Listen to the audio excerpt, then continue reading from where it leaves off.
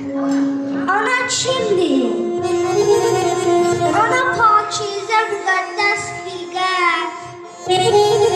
Onun Allah ayağının altına sərmiş cənnət. Ana bir güldür, ömür bağçamızın zinətidir.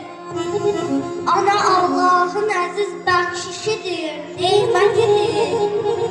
Ana bir nur-u mübarəkdir mələklərdən uzaq.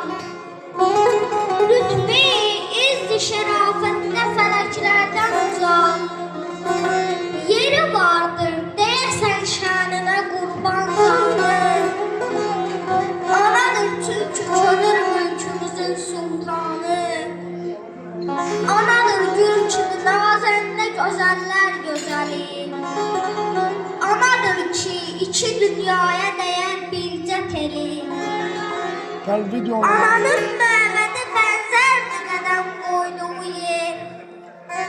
Səzdəgah ilə bərabərdir qədəm qoyduğu yer. Ana bir nurlu çıraqdır ki, yanar hey sönməz. Ana qədrini bilən övlad anasından dönməz. Anasızdırsa bilib qalmalıdır viranə. Anadır şəm, ona övladlarıdır pərvanə. Odur ən ali gözəllik, nə mələkdir, nə pəri. Odur rəssamların ən cazibədar rəsm əsəri.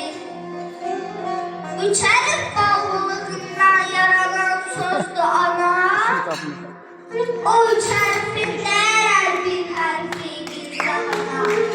O üç hərfin dəyər bir hərfi bir cana.